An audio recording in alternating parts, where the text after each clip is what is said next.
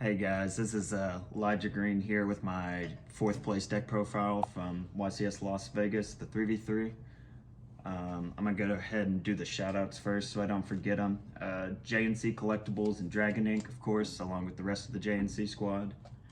My teammates, of course, Chester and Joe, and Clifton, he stayed with us as well, set up the hotel and everything, and then testing partners, all of the aforementioned people, and then Rain, Zach, Eric, and then Austin Long, aka Diabetic Daddy, for hooking me up with all the Kashtira cards because I wouldn't have been able to play otherwise. And then love of my life, Cameron, for letting me play a children's card game all weekend. So, and then of course Studs group chat went crazy. So yeah, that's everybody. I guess we'll just start out with the main deck. I played Kashtira, clean 40 cards. The usual triple Fenrir, triple Unicorn. I only played 2 Rise Heart. I was on 3 for a long time, but I wanted to keep it at 40, and I decided to play 3 Birth and 2 Rise Heart because Birth plus like Fenrir is a lot better than Birth plus Rise Heart, so usually Birth was just the better card to draw, and I needed to cut something to keep it at 40, so 2 Scareclaw Kashtira. This might be like the weirdest thing from my list to some other people. I didn't play the Tier Limit Kashtira. I think that card sucks. It's a vanilla. This card like forces out, negates, the battle phase effect is super relevant. And for the version of the combo I did, which I'll explain later, having this card in your hand at the end of the turn is pretty relevant. So 2 of that. And then 1 of the Kashtira Ogre. This is part of like the best combo, because you get to add the trap, which helps you play around Nibiru, which I'll explain when we get to that. But that's all for the Kashtira monsters.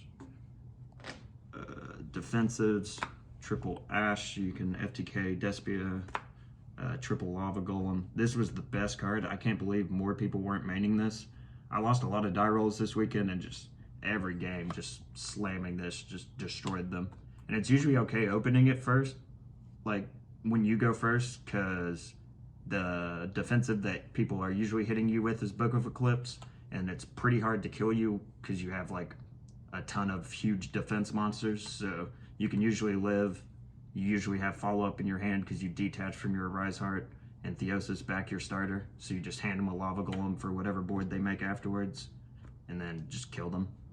And then triple Imperm, just next best generic defensive. And then triple Book of Eclipse. This card's insane. And then the engine requirement traps, Big Bang preparations. So the reason this card's so good is you do the standard combo, but you keep Scareclaw in your hand, which is why I played a couple more copies of it. I play even more, you'll see here in a minute. And then if you get nibbed at the end of your combo after you've made a Rise Heart, you can, on their turn, flip this up, activate it, because it's specials from hand or banish, and then you chain the Scareclaw to banish your Arise Heart, and then you can summon back Arise Heart at like quick effect speed, chaining to something like a Branded Fusion. So yeah, this card was really good. It's good versus trap decks too. The other effect comes up a little bit, but it's also just crazy in the grind game. Just special a guy every turn that's extremely threatening. So, and then 3 Planet, of course, Terraforming, of course. And then probably the weirdest part of my deck is I played 1 copy of the Scareclaw field spell and 1 set rotation. This card's probably the next best MVP to Lava Golem, or on par with it. Set rotation's a god card because it plays around Imperm, plays around evenly, clears your opponent's planets so they can't pop your stuff, and then I get to play 1 more starter so that I'm even less likely to brick, because this is just another copy of Unicorn than anybody else was playing. And this card is extremely good versus slow matchups like Labyrinth. I got to pop like multiple floodgates and monsters with this when I played against Labyrinth. I got spear moded, just switched it to defense, summoned a guy out, and got to start popping out back row. Yeah, this card's extremely good. And it synergizes super well with both Eclipse and Lava Golem, because you could summon Lava Golem in defense, you can Eclipse their guy, search Scareclaw, and then just like pop one of their back rows, which is probably their only remaining interruption after you Eclipse them. So really big fan of that card. I think it helped me out a lot this weekend. Then triple Theosis, of course. Triple Birth card's crazy. One of the best Kashtira cards, honestly. And then triple Prosperity, because we get to play that. And that's all for the main deck. We'll do extra deck real quick.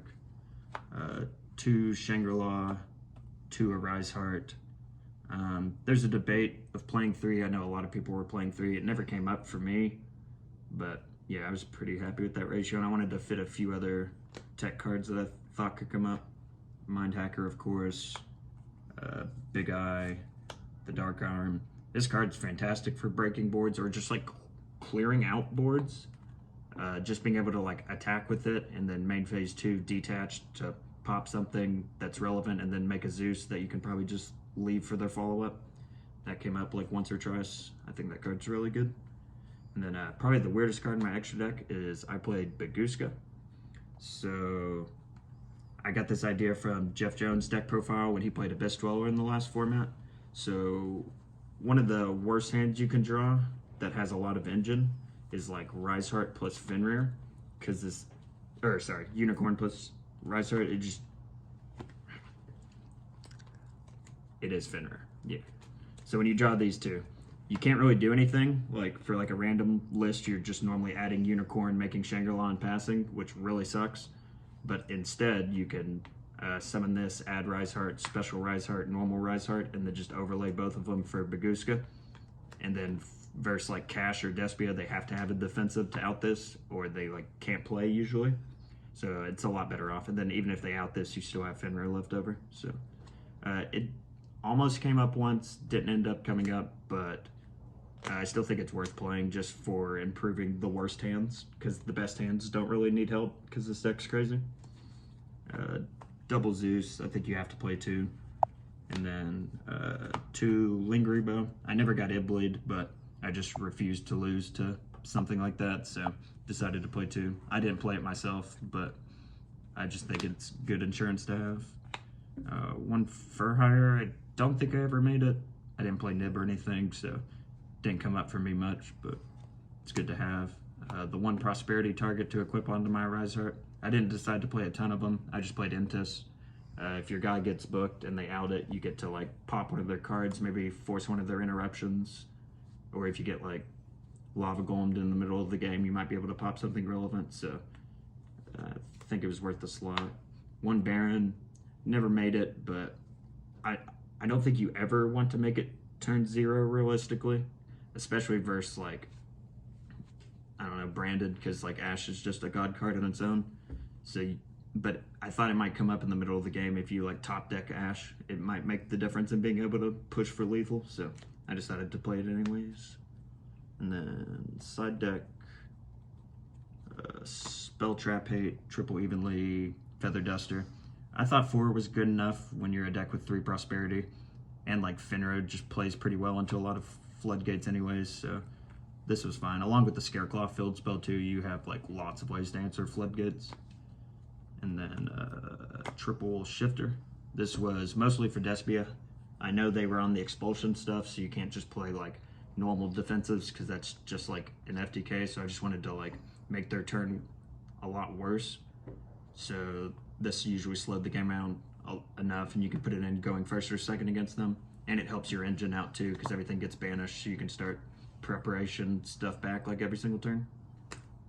And then going first cards, best card in Yu-Gi-Oh! Triple D-Barrier. God card, so good I played 4 of it. Put a Trap Tricks in there. And then 1 a Pointer. This maybe should have just been another Trap Tricks, honestly. D-Barrier is just so insane. But with the way the siding patterns worked out, I wanted to play 5 going first cards, so. And then for the mirror match, Triple Lancia.